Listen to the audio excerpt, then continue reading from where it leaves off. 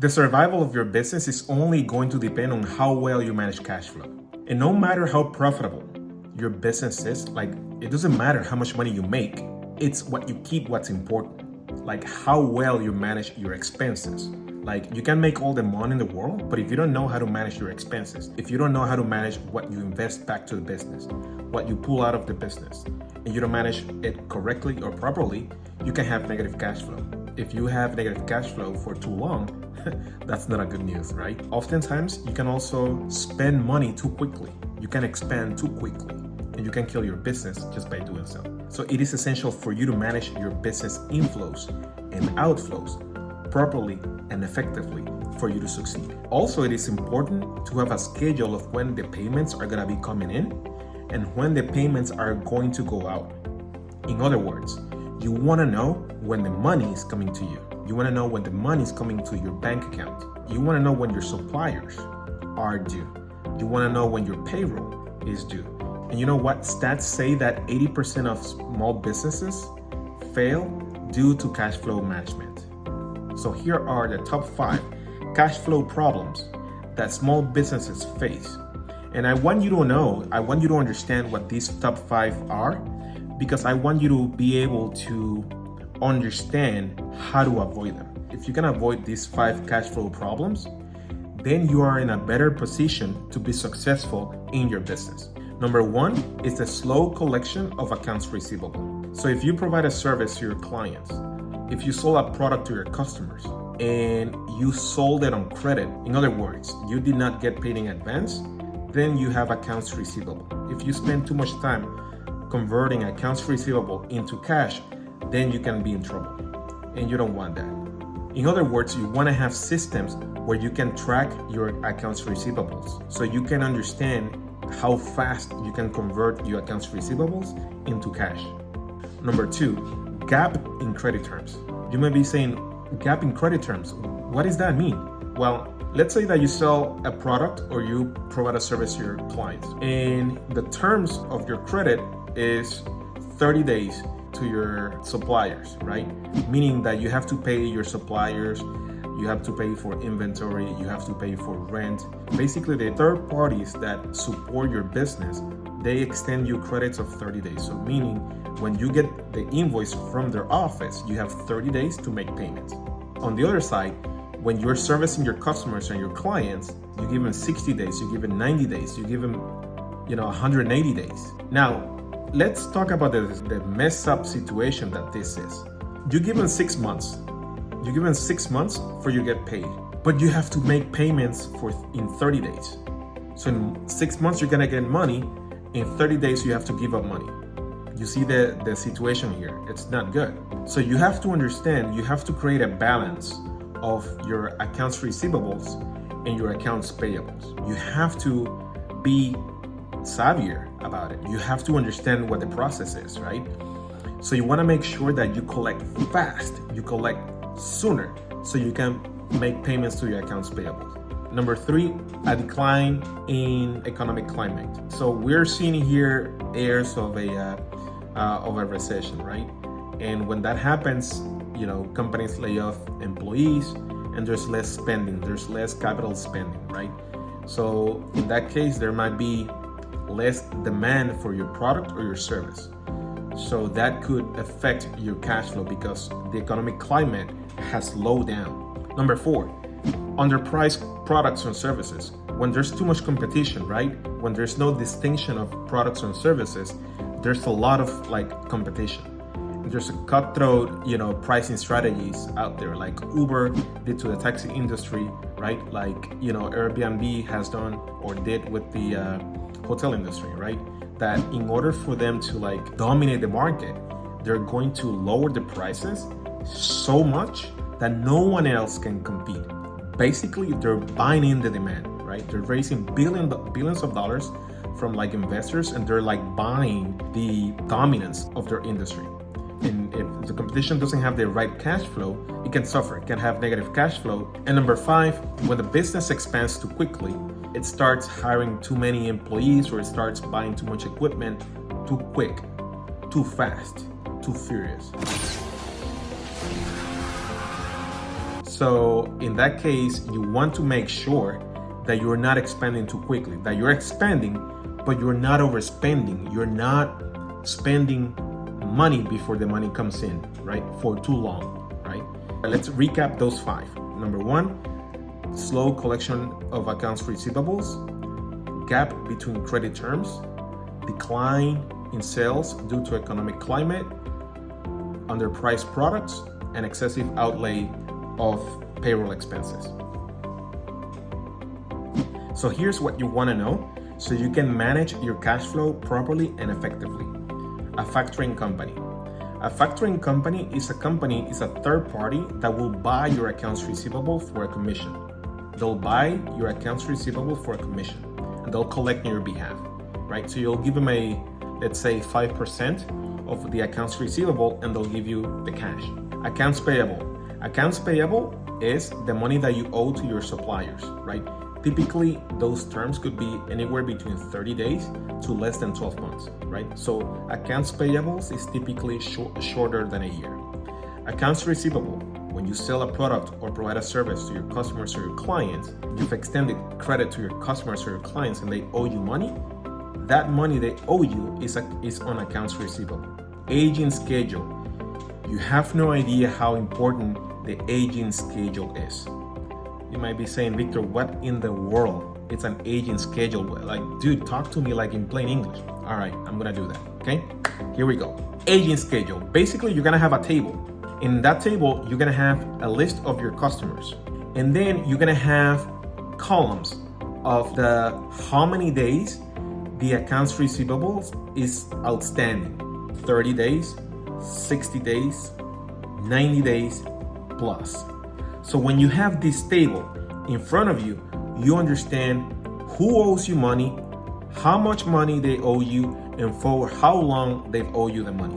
That way you can have a strategy on how to convert the accounts receivables into cash. This is very important. Cash flow gap, we've talked about this before. Cash flow gap is the space in between when payments are due and when the payments are coming in.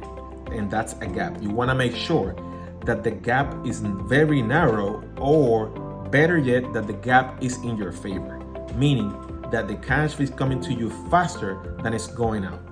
That's key.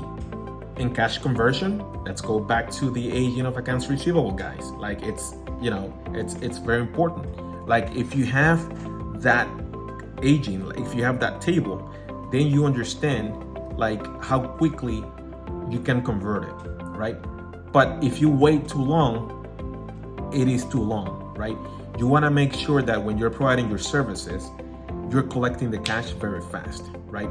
That way, it will not go to like the 30-day aging, 60-day, or even the 90-day. Those are very important items that are related to the cash flow, okay? Now, also important is 3 different types of cash flows in the business. Number 1, operating. Operating cash flow, in essence, is like basically what it says.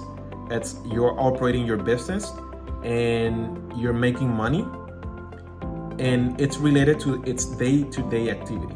You provide the service and you get paid. You get invoiced and you owe money and you pay, right? So it's basically parts of the daily operations of the business.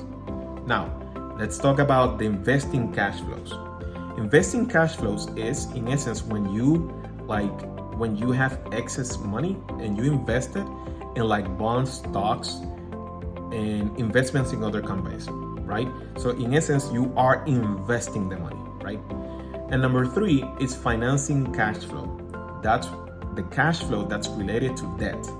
Debt when you are financing equipment, financing real estate, or financing expansions, or financing the operations of the business. So you match the operating cash flow, you match investing cash flow, and then you match the financing cash flows, and that's gonna give you the difference of cash flow for a period of time. And here are some of the things you wanna do when you have excess cash flow. Number 1, you want to invest the money into interest-bearing accounts. You wanna put the money into accounts that are gonna give you a benefit for you to have the money in that specific bank account. I don't want you to go risky and buy crazy stuff. No, you are operating a business, right? And you're here to operate the business and to understand cash flows, not to invest in exotic things. The investments that we're talking about here are investments for the business, not personal investments like real estate, Bitcoin, stock, bonds, or anything like that. We're talking about safe, interest-bearing account. Number two, you want to upgrade the equipment. You want to make things more efficient in your operations, right? So you want to buy faster computers. You want to have a better marketing system. You want to have a better phone system, better communication system, right? You want to have the operations of your business more efficient, right? You want to bring in more talent. You want to increase the visibility of your business, of your organization. And you can also, as I said, you want to bring more talent. You can bring on managers. You can bring people that have different mindsets into the business that are going to increase the profile of your organization. And lastly, you want to pay your creditors. You want to make sure that you have great payment terms and great relationships with the banks, with the people that actually are enabling you to be in business, right? Oh my God. So let's say that you have a cash shortage. So here are the things you want to do in case you have cash flow problems. Number one, go and make more sales. You have to go out and make more sales, more customers, more clients. Number two, if you need to decrease the prices of your services to quickly convert cash, you want to go ahead and do that. So cut the prices, liquidate the inventory that you have, lower the fees for your services, collect cash so you can pay your bills.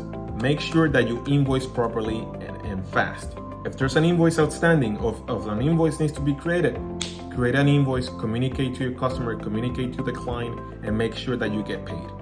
The next one, you want to make sure that you extend credit with your suppliers.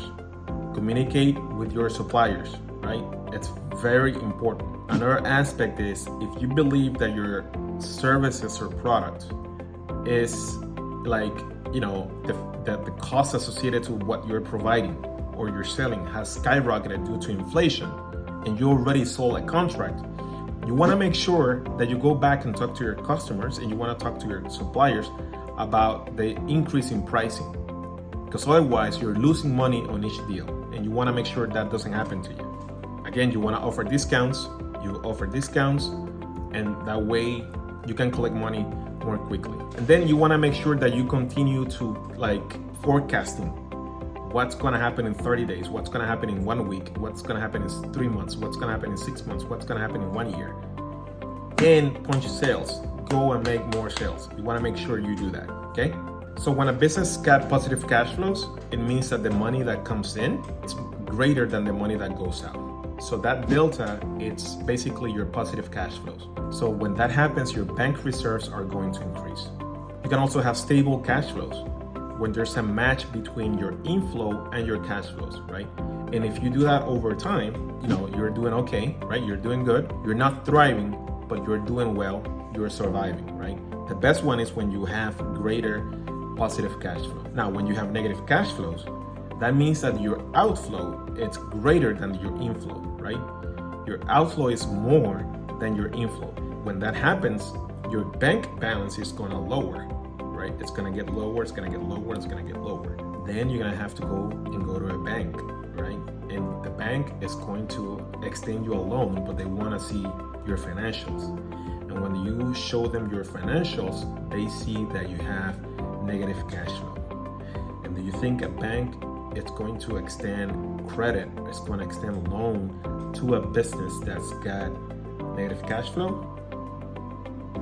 If not, you have to make sure that you have a solid business plan and you have an explanation of why you have current negative cash flows and how you are going to overcome it. That's why you always have to be selling, and that's why you always want to be forecasting. As you see, guys, cash flow is a very important aspect in each business. It's the oxygen and it's the blood circulation in the business. Cash is not king. Cash flow is king.